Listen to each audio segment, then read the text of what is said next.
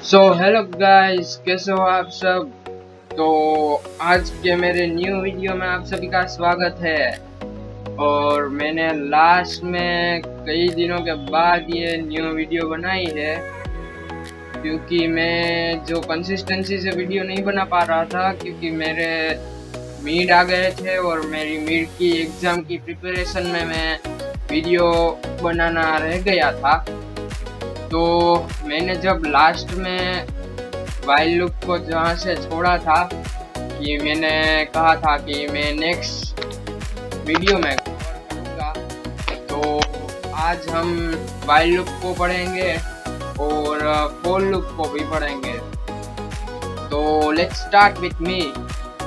तो while loop क्या होता है? Repeats while a condition remains true. जब हम वाइल लूप को यूज़ करते हैं तो हम कोई जो ब्लॉक होता है, जो कोड का स्पेसिफिक ब्लॉक होता है, उसे रिपीट करने के लिए हम लूप्स का यूज़ करते हैं। तो रिपीट्स वाइल जब हमारी कंडीशन ट्रू होगी तभी वो रुकेगा, नहीं तो वो चलता ही रहेगा, ऐसा है। Must update the condition to avoid infinite loop। हमारा जो वो लूप होता है वो इनफाइनाइट में कब चढ़ा जाता है? जब हमने जो कंडीशन फॉल्स दी हो या माइनस में जब हम कंडीशन देते हैं, तभी वो लूप इनफाइनाइट बन जाती है और वो कभी रुकती नहीं है। ऐसा होता है वाइल लूप में। और वाइल लूप की सिंटैक्स तो आपको पता ही होगा कि वाइल, उसमें कंडीशन और फिर ये कोलन, फिर स्टेटमेंट्स ब्लॉक होते हैं सभी। वाइल लूप में क्या होता है कि हम जब सी लैंग्वेज में हमने पढ़ा था तब कर्ली ब्रेसेस के अंदर हम सब कुछ लिखते थे, बट पाइथन में ऐसा कुछ होता नहीं है। तो इसमें क्या होता है, इंडेंटेशन होता है। हम टेब या स्पेस से स्पेसिफाई करते हैं कि ये जो पार्ट है वो वाइल लूप का है और जो स्पेस नहीं है वो वाइल लूप का नहीं है पार्ट। तो यहाँ पर एक एग्जांपल दिया गया है, program to evaluate the use of while loop to print all numbers from 10 to 15।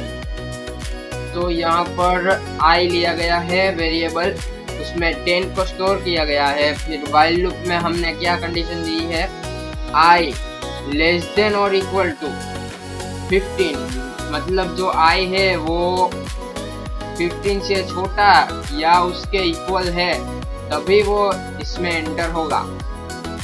जो यहाँ पर प्रिंट आई और फिर कोलन में एंड इक्वल टू स्पेस दिया गया है, जिससे हमारी जो लाइन है वो लाइन में जो प्रिंट होगा। और यहाँ पर आई में 1 प्लस कर दिया गया है। यहाँ पर फ्लो चार्ट से भी दिखाया गया है, आप ये यूज कर सकते हैं एग्जाम में।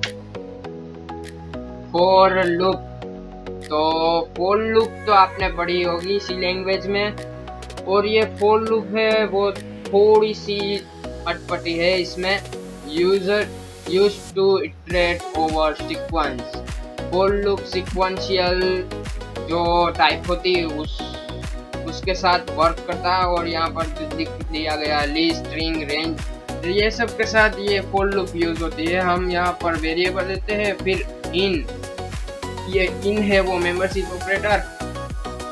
और यहाँ पर सीक्वेंस में कुछ भी रेंज या वेरी लिस्ट या टपल भी पास कर सकते हैं या डिक्शनरी भी पास कर सकते हैं। और यहाँ पर इंडेंटेशन लेके यहाँ पर हमारा जो स्टेटमेंट्स ब्लॉक होता है वो दिया गया है यहाँ पर। और एक एग्जांपल है फॉर लूप का, तो ये भी क्या करता है, 0 से 4 पर प्रिंट करता है।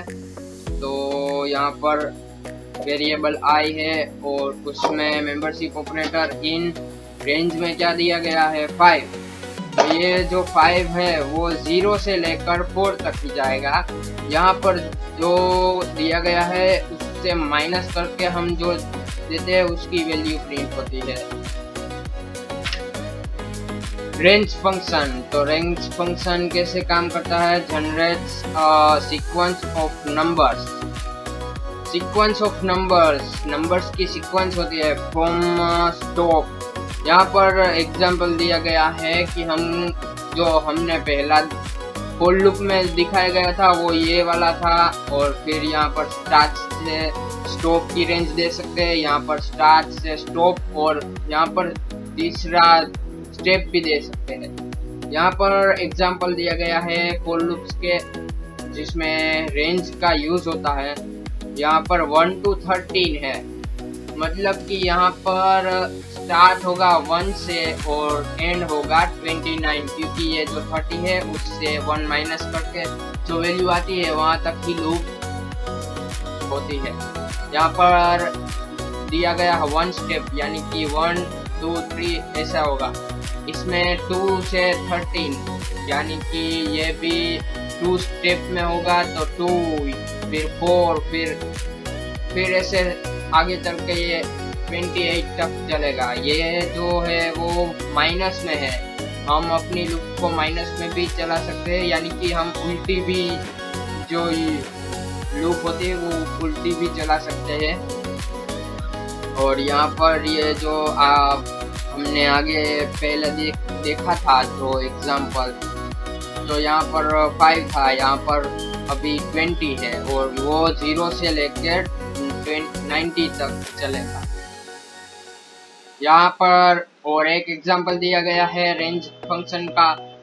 यहाँ पर क्या करता है वो, जो यहाँ पर program to calculate the sum of numbers 1 to 10, 1 to 10 का जो सम है वो यहाँ पर फॉर लूप के द्वारा प्रिंट कराया जा रहा है। और सम यहाँ पर 4, फिर वेरिएबल में काउंटर, फिर रेंज में 1 to n+1।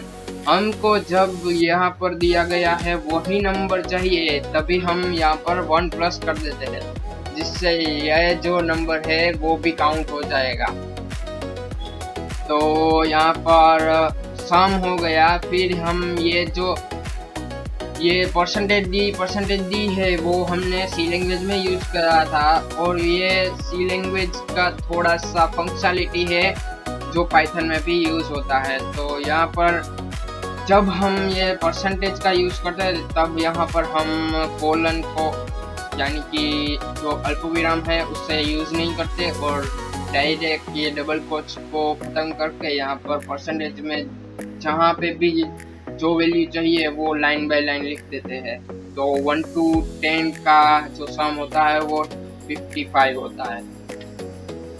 Break and continue, ये स्टूडेंट्स यानी कि मेरे फ्रेंड्स, ये सब ब्रेक और कंटिन्यू ये IMP है अपने लिए, क्योंकि GTU की एग्जाम में ये ब्रेक और कंटिन्यू और ये जो आगे पास है ये भी बहुत 2 मार्क में या 4 मार्क में पूछ लेते हैं। तो ये जरूर से आप कर लेना, क्योंकि ये इम्पोर्टेंट है अपने लिए। ब्रेक स्टेटमेंट को आप, ब्रेक और कंटिन्यू आपने वो सी लैंग्वेज में पढ़ा ही होगा।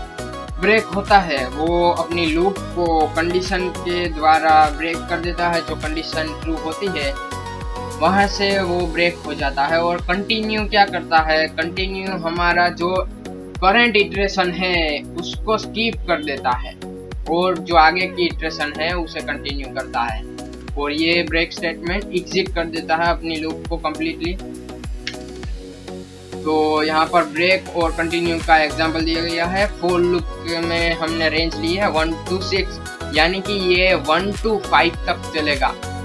हम जब यहाँ पर इफ कंडीशन में i इज इक्वल टू यानी कि 3, जब i 3 होगा तब हमने कंटिन्यू दिया है, यानी कि ये जो 3 है उससे काउंट नहीं किया जाएगा और डायरेक्ट ये स्किप हो जाएगा, और डायरेक्ट फिर लूप यहाँ पर आ जाएगी, यहाँ पर फिर 4 आ जाएगा, फिर यहाँ पर चेक होगा, फिर ये फॉल्स हो जाएगी, यहाँ पर भी फॉल्स हो जाएगी, और डायरेक्ट यहाँ पर आएगी और प्रिंट कर देगी। यानी कि पहले हमें आउटपुट में क्या आएगा, 1 2 फिर 4, और बस इतना ही आएगा, क्योंकि ये जो ब्रेक स्टेटमेंट है वो तो यहाँ से ही एग्जिट ही हो जाएगा।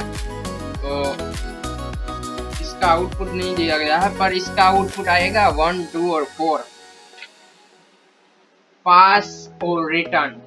ये जो है वो नया है पाइथन में, क्योंकि ये अपनी सी लैंग्वेज में नहीं पढ़ा होगा। पास प्लेस होल्डर डज नथिंग।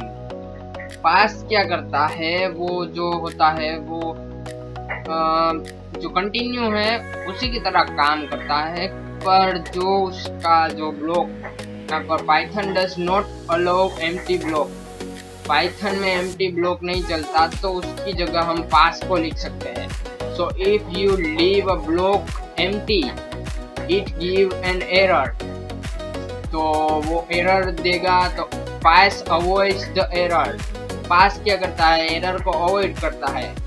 तो यहाँ पर जो ब्लॉक एम्प्टी हो उसमें हम पास को पास कर सकते हैं, जिससे ये एरर नहीं आ सकती।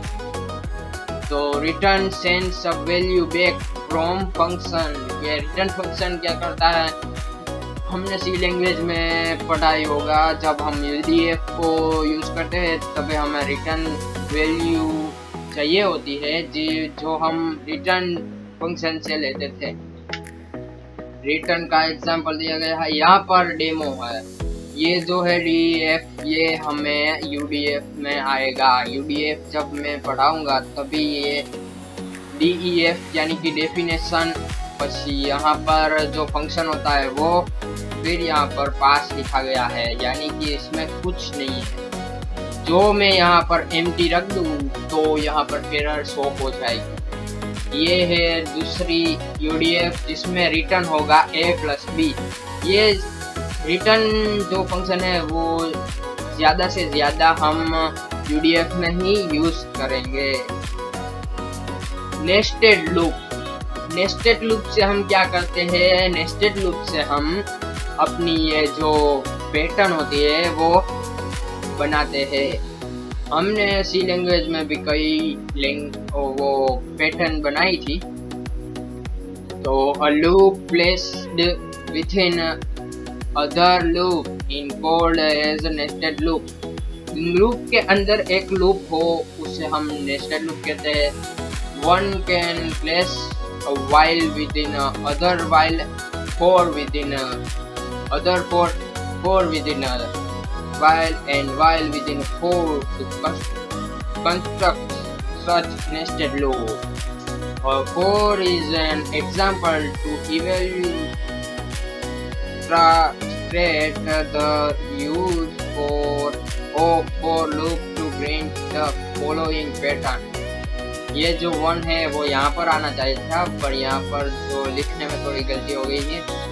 तो ये जो प्रोग्राम है यहाँ पर दिया गया है उससे हम यहाँ पर फॉर लूप से भी कर सकते हैं और वाइल लूप से भी कर सकते हैं। मैंने यहाँ पर वाइल लूप और अंदर फॉर लूप ली है, आप यहाँ पर दोनों पर फॉर लूप ले सकते हैं और फिर ये वाली पैटर्न प्रिंट करा सकते हैं। यहाँ पर हमने आई लिया गया है 1, फिर वाइल लूप में कंडीशन दी है लेस देन और इक्वल टू 6। तो यहाँ पर फॉर लूप में फिर 6 दिया गया है, वो 1 to i तक प्रिंट होगा। यहाँ पर फर्स्ट लाइन में 1 i क्या होगा 1, तो यहाँ पर 1 हो जाएगा और 1 to 1 ही प्रिंट होगा। फिर यहाँ पर ये i प्लस हो जाएगा, यहाँ पर 2 हो जाएगा, यहाँ पर 2, फिर यहाँ पर 1 होगा, फिर ये 1 प्रिंट करेगा, फिर यहाँ पर फिर से यहाँ पर 1 प्लस होगा, फिर ये 2 हो जाएगा और फिर 2 प्रिंट होगा और यहाँ पर i तो 2 ही है तो 2 तक ही चलेगी हमारी लूप। तो ये थोड़ा सा छोटा होगा क्योंकि मैं पैटर्न को ज़्यादा लंबा करना चाहता था, क्योंकि मैं आपको पैटर्न बेसिक से लेकर एडवांस तक क्लियरली पढ़ाना चाहता था। पर कोई बात नहीं, मिलते हैं नेक्स्ट वीडियो में और सब्सक्राइब करना मत भूलिएगा और बेल आइकन को ऑन कर दीजिएगा, जिससे मेरे नए वीडियो जो है वो आपको जल्दी से जल्दी पता चल जाए। और मैं अभी से कंसिस्टेंसी में 1-2 दिन में वीडियो डालता रहूँगा। और थैंक यू फॉर वॉचिंग, और नेक्स्ट पार्ट के लिए मैं जल्दी आ जाऊँगा। तो मिलते हैं नेक्स्ट वीडियो में।